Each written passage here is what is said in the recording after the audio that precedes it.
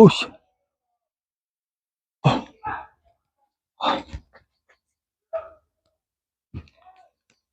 두둥 22년 8월 28일. 예. 먼저 양해의 말씀부터. 내가 이게 지금 엊그저께 아침에 일나니까 이 토끼 대가리가 돼 있더라고. 토끼 대가리가.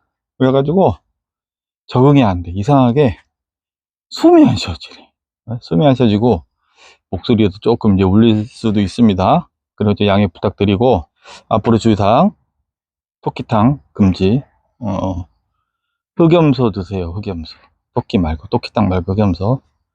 오늘 말씀드릴 것은, 제가 조금 그 다음에 서두에 좀 미리 말씀을 드리면, 뭔 놈의 다육이 하우스에 무슨 칠판이 있어. 저희가 조금 독특해요. 제가 좀 독특해서 이 시기는 맨날 뭐 장사할 생각은 처 안 하고 농업기술센터 왔다 갔다 하면서 공부도 하고 뭐 이렇게 아는 거 조금 해서 이제 가르쳐 드리기도 하는데, 제가 전에는 학교, 아이들 학교, 세종의 그 아름초에서 농업기술센터에서 이제 시행하는 1년짜리 프로그램이 있거든요.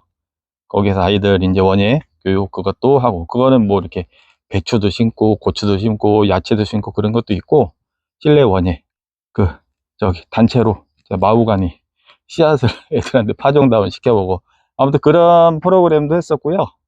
그리고 도시농업에 관계된 거, 그 다음에 야외에서 이제 뭐 일반 원예 식물에 대한 강의나, 그 다음에 농업기술센터에서 진행하는 다육식물 생리학 병충해 그런 거를 좀 잡다하게 이렇게 했었는데, 시간이 좀 지나다 이렇게 보니까 뭐라고 해야 되나, 제가 몇 년 이렇게 조금 계속 했었거든요. 그랬더니 힘든다는 게 뭐냐면, 이 일은 제대로 하면서 그 보너스 학원비도 제대로 못 대면서 밖에 좀 싸돌아다니다 보니까 지금은 조금, 물론 코로나 덕에 반강제로 자제가 된 것도 있지만 지금은 조금 다운을 했습니다. 그래서 아직은 매장에 좀 집중을 하고, 또 교육센터에서 이제 간헐 쪽으로 들어오는 강의는, 제가 다육식물 생리학 병충해는 강의를 나가고 있습니다. 아무튼 제가 아는 한 그거를 조금 더 지식을 조금 더 알려드리려고, 다육식물 뿐만 아니라 다른 분들에게도 조금 많이 알려드리려고 노력을 하고 있습니다. 오늘 말씀드릴 것은 제 카페에 보시면은 병증 검사 결과 뭐 방이 있어요. 엊그저께도 제가 글을 썼는데, 우리가 이제 운영을 하거나 이제 본인도 직접 키우면서 어떤 병증이 발생을 했을 때 무슨 병이다 무슨 병이다 이렇게 말을 할 수도 있지만, 사실 곰팡이균이나 벌레라 등 해충 같은 경우는 육안으로 보이니까 먼저 판단은 되거든요. 근데 곰팡이균이나 그런 거는 함부로 맛을 못 드려요. 왜냐면 워낙 작고 균을 배양해야만, 그래서 일반적으로 탄저병으로 보이지만 탄저병이 아닌 경우도 많고, 뭐 제피곰팡이 병으로 보이지만 제피곰팡이 아닌 것도 많고, 그래서 제가 지금 여기가 간지러운데, 죄송합니다. 아직 환생에 익숙하지가 않아. 중간중간에 제가 재미없으면, 저는 원래 인생이 좀 재밌게 사는 게 목표라, 저를 처음 보신 분들은 저 새끼 뭐야 이럴 수도 있는데, 계속 보신 분들은 제가 좀 너스레 떨고 그런 게 좀 있죠. 그런 거는 이제 재미로 받아들이시면 됩니다. 제가 원래 개그맨 출신이에요. 뭐 예전에 뭐 영화 배우도 했었지만, 이제 얼굴 딱 공개하면 다 알아. 거기 엊그저께 우영우 알죠? 강태호 역할 저예요. 그래서 균을 동정을 해서 확인은 해야지만 그래도 어느 정도 정확한 걸 접근을 해요. 그래서 여러분들이 저한테, 제가 또 아는 체를 많이 하니까 뭐예요 물어보셔도 제가 함부로 말씀을 안 드리는 게 이런 경우인데, 그래서 제가 1년에 몇 번씩 샘플을 가지고 그 연구소에 가서 병 검사를 한번 받죠. 어떤 균에 의해서 문제가 되어 있나 그 확인을 하는 과정을 해마다 도 거치고는 있어요. 지금 제 카페에 올린 거 병증 검사 결과 TM, 여기 보시면 사진도 제가 카페에도 있고 그 영상에도 이제 같이 올려드릴게요. 피해 증상: 잎끝이 타듯 말라가다가 말캉거림, 심할 땐 물러 뒤짐, 전체적으로 색감이 알록달록. 이 샘플을 보낼 때는 6월 달이었어요. 6월 중순쯤이었고, 많이 이제 습해지는 초기, 거의 한 초기죠. 습해지고 이제 고온에 진입을 하는 그런 시즌에 잎이 얼룩덜룩하고 아래도 말캉거리고 새카맣게 변하는 그런 증세. 그래서 그거를 샘플을 가져드리고, 우리가 일반적으로 이제 열화 현상이라고 칭하는데, 사실 사전적 의미는 열화현상이라는 그게 없더라고요. 이 다육이에는. 어떻게 해서 나온지 뭐 그 단어가 중요하다 그런 것보다 그래도 공부를 하는 사람 입장에서는 정확하게 단어 그 사전적인 의미가 식물에 좀 맞아야 나중에 의뢰를 받고 자문을 받고 할 때도 이게 그 알아듣기가 쉽거든요. 근데 우리는 열화현상이라고 칭하는데 사실 농업에서는 그런 사전적 의미가 없어요. 제가 그것도 써놨어. 그래서 열화의 사전적 의미는 절연체가 외부적인 영향이나 내부적인 영향에 따라 화학적 및 물리적 성질이 나빠지는 현상. 그러니까 이거는 약간 공업이라고 해야 되나? 약간 그런 적이지 식물 쪽과는 상관이 없거든요. 통용되는 게 다육계에서 열화라고 칭함, 뭐 열화현상, 뭐 이렇게 돼 있죠. 근데 그게 조금 그냥 받아들여진 거야. 우리가 물음병 하면은 그냥 다 물러 죽는 거를 전부 다 물음병 이렇게 싸졌듯이 약간 그런 식으로 돼 있어요. 저는 이제 개인적으로는 넓은 범위에서는 이제 생리장애 현상 하나고, 그 다음에 황백화 현상으로 추정은 되는데, 제가 이거 교육 받으면서도 박사님들이나 연구사님들하고 이제 자문을 받고 문의를 이렇게 드리는데, 사실 명쾌하게 말씀해 주시는 분은 없어요. 그게 중요하다는 것보다 그래도 이런 거는 하나 정도는 알고 넘어가야 되지 않나 그래서 싶어 말씀을 드리는 거고요. 그래서 여기 시료 분석 결과에 보시면 여기 그 TM이에요. 그때 그 TM이고 지금 회복을 했고, 요 TM인데 여기 이제 아랫부분하고 알록달록한 부분은 요런 부분 중간에 노란색 그런 부분이고, 그 다음에 여기 보시면 시료 분석 결과 서울 4번 2022년 6월 17일 TM 분석 결과 사진 해가지고 시료 검사한 결과 그 나왔고, 그 다음에 이제 동정한 병원체. 근데 이 병원체가 저번에도 나왔지만 제피곰팡이병에 해당하는 보트리티스라는 보트리티스 sp 그런 균, 그러니까 제피곰팡이에 해당하는 균, 그런 균사체가 나왔다는 거고. 그래서 여기도 보시면 TM 작물 시료에 대한 시료 분석 결과는 다음과 같습니다. 시료의 병반으로 의심되는 부위를 확인 후 병반 부위를 채취하여 병원성 곰팡이 여부를 확인하였습니다. 시료 내 병반을 확인한 결과 식물체의 잿빛 곰팡이병을 유발하는 균주인 보트리티스 sp로 의심되는 미생물을 확인하였습니다. 여기까지는 이제 이 부분을 균 조직을 채취를 해서 동정을 한 결과 나온 게 잿빛 곰팡이류에 해당하는 거고, 우리가 생각하는 거랑 다르죠. 원래 잿빛 곰팡이는 제가 원래 글씨 되게 잘 쓰는데 이게 딱 변하자마자 이게 앞발로 막 이렇게 다녀갖고 못 쓰겠네 글씨를. 이해해서 들으세요.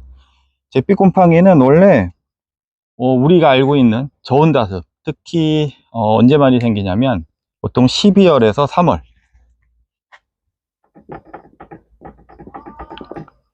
12월에서 3월에 많이 생기는데 특히 하우스에서 그래요. 하우스를 기준으로 말씀드리는 거예요. 집도 마찬가지고 밀폐된 공간에서 저온의 다습일 때 아랫잎이 말캉거리거나 이렇게 이제 밑에 잎이 주지않죠. 그러면서 겪어보셨을 거예요. 제가 라우이를 항상 예를 들어서 예전에도 라우이를 샘플을 많이 얘기하는데, 지제부 흙하고 맞닿는 부분에서 이 증세가 좀 많이 생기죠. 많이 생기는데 제피곰팡이가, 제가 이게 그때 시료를 6월 달이잖아요. 그러니까 우리가 알고 있고 일반 농업 분야에서도 제피곰팡이는 대부분 저온다습에서, 그 다음에 조금 책을 깊게 보면은 건조할 때도 생겨요. 그리고 바람을 타서 이동을 많이 하고, 곰팡이균이니까 바람을 타서 이동을 많이 해. 그래서 제가 선풍기라든가 책창을 열어둘 때라든가 그거를 말씀드리는 이유가 이런 이유죠. 그래서 한번 감염이 되면 주위로 포자가 날아가서 다 확산이 되는 거죠. 아무튼 근데 지금 6월 달에도 이게 나왔다는 거고, 그 다음에 우리가 알고 있는 제피곰팡이 형태가 아니죠. 그래서 제가 함부로 말씀을 못 드리는 거야. 이거는 무슨 병이다 무슨 병이다 말씀 못 드리는 거고, 그 다음에 이제 카페 보시면 이하 추가 제소견, 고온 다습 시 원활한 생리장애가 되지 않을 땐 식물이 제일 취약한 부분 노화된 잎에서 반응이 보입니다. 특히 아가보이데스, 창 류가 그런 증세가 많은데, 이는 여름 시즌 뿐만 아니라 겨울 저온기에도 똑같은 현상이 발생합니다. 이게 뭔 소리냐면은, 우리가 여름에 가벼운 걸 해야 되겠다. 우리 여름에 물을 주잖아요. 그러면 6월이면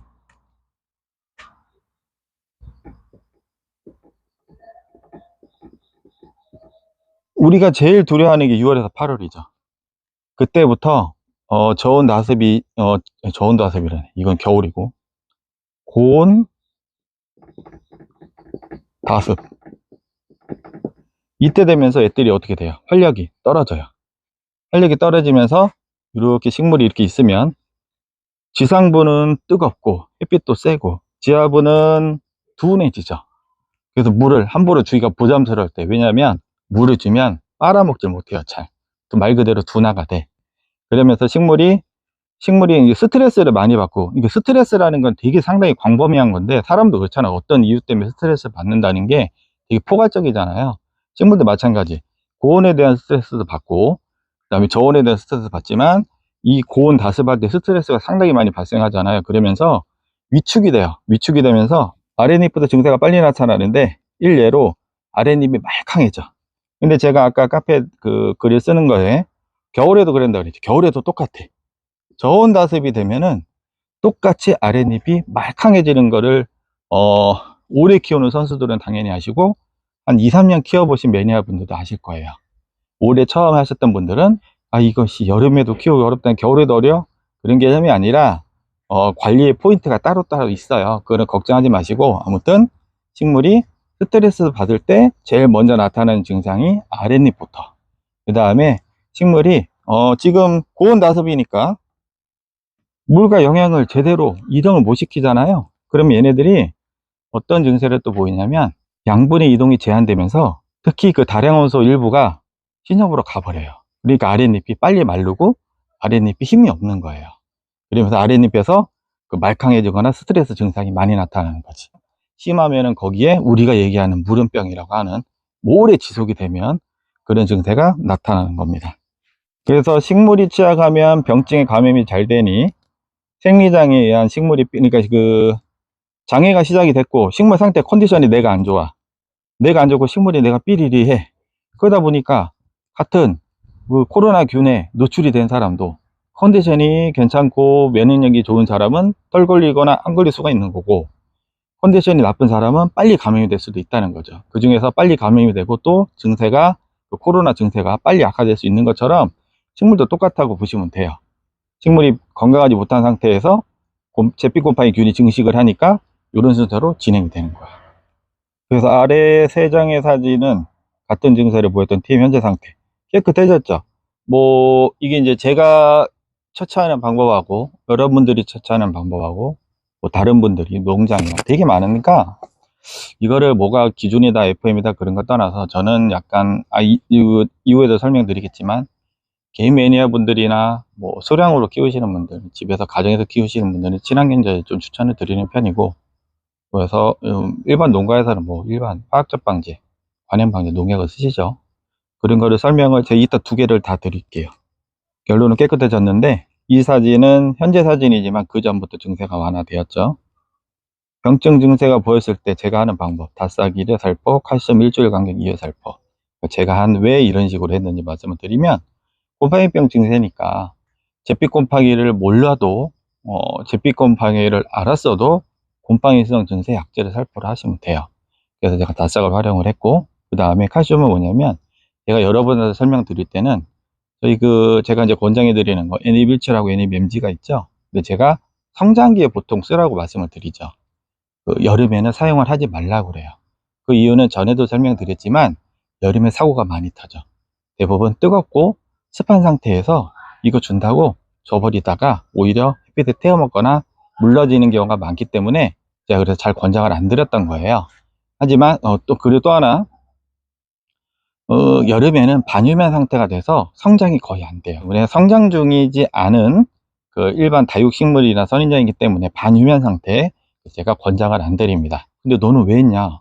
저는 성장을 시켰어. 성장을 시키고 성장하는 과정이 있었고, 그렇기 때문에 제가 MG보다는 칼슘 비율이 높은 NE17. 칼슘은 세포벽을 단단하게 해서 내병성 증대의 이게 농업에서, 일반 작물 농업에서 칼슘을 사용하는 거는 다른 기튼 뭐 칼슘에 뭐 다른 영양 성분이나 그런 것도 있지만, 제일 1순위는 뭐냐면 내병성 증대예요. 곰팡이병 균이나 세균성 질환이나 세포벽을 더 치밀하고 단단하게 만들어줘서 균이 들어오는 걸 억제를 시키는 역할이 1순위예요. 그래서 제가 칼슘을 다육이도 추천을 드리는 거고, 여기서도 이렇게 활용을 한 거예요. 근데 여기서도 보시면 일주일 간격 이해살포를 했죠, 제가 칼슘을. 왜냐면 어떠한 특정 목적에 의해서 사용할 때는 일주일 정도 간격으로 2번에서 3번이 더 효과적이고요. 일반적인 방식에서 킬레이트 처리가 된 칼슘을 경우를 말씀을 드립니다. 그러니까 성장기에 그냥 한 물 주는 날, 뭐 성장기니까 이제 앞으로 오면은 9, 10, 11이죠. 그 정도가 무난한 성장기죠. 9월 달에 한 번 정도 주고 10월 달에 한 번 정도 주고 그렇게 해도 효과는 충분히 있어요. 다만 잿빛곰팡이를 잡으려는 목적이 있기 때문에 살균제 처리를 1회 하고 나머지는 칼슘제 시비를 주마다 2번을 했다는 거죠. 이건 뭐 친환경자재에서 이렇게 된 거고, 다른 거는 솔직히 잘 모르겠어요. 워낙 많아가지고 친환경자재도 장벽이 낮아. 솔직히 진입장벽이 낮는 거예요. 일반 화학적 방제나 그거는 진입장벽이 상당히 높고요. 그 다음에 뭐라고 해야 되나, 쉽게 접근하지 못하는 게 상당히 많을 거예요. 저도 그 분야에서 되게 자세하게는 모르지만 잘 보시면은 우리나라에서 대기업 몇 군데에서 꽉 잡고 있어요. 뭐 방한농이라든가 그런 식으로 잡고 있어서, 반면에 친환경자재는 진입이 좀 낮더라고요. 그래서 뭐 여러 가지가 있으니까 저도 잘 몰라요. 제가 사용하는 거 모르고.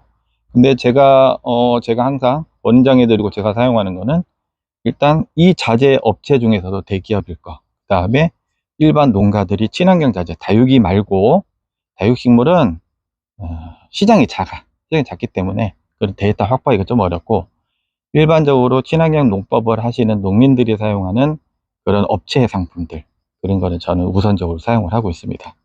다른 거를 막 물어보셔도 성분에 대해서는 어느 정도는 딱 보고 이런 효과가 있을 겁니다 말씀을 드리고는 있는데, 저도 이게 100% 뭐가 좋아요 그 말씀을 잘 못 드려요. 그 저의 한계입니다. 어쩔 수 없습니다.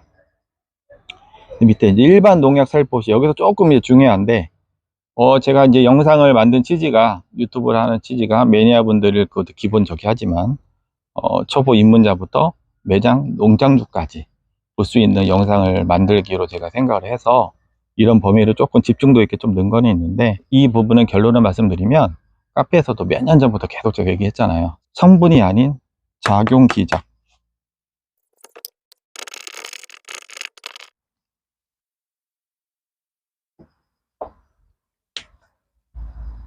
카페에서 몇 년 전부터 말씀을 드렸는데, 카페라는 게 이제 좀 보는 사람, 공부하시는 분 계속 보시고 뭐 이렇게 들어보셨을 거예요. 요즘에는 뭐 영상이라든가 그런 교육 자료가 많으니까 웬만한 분들 아실 거예요.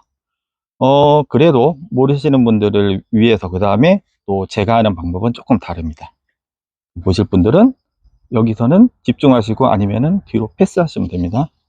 상품명 X, 성분 X, 작용이작 동그라미. 이게 어떤 의미냐면은,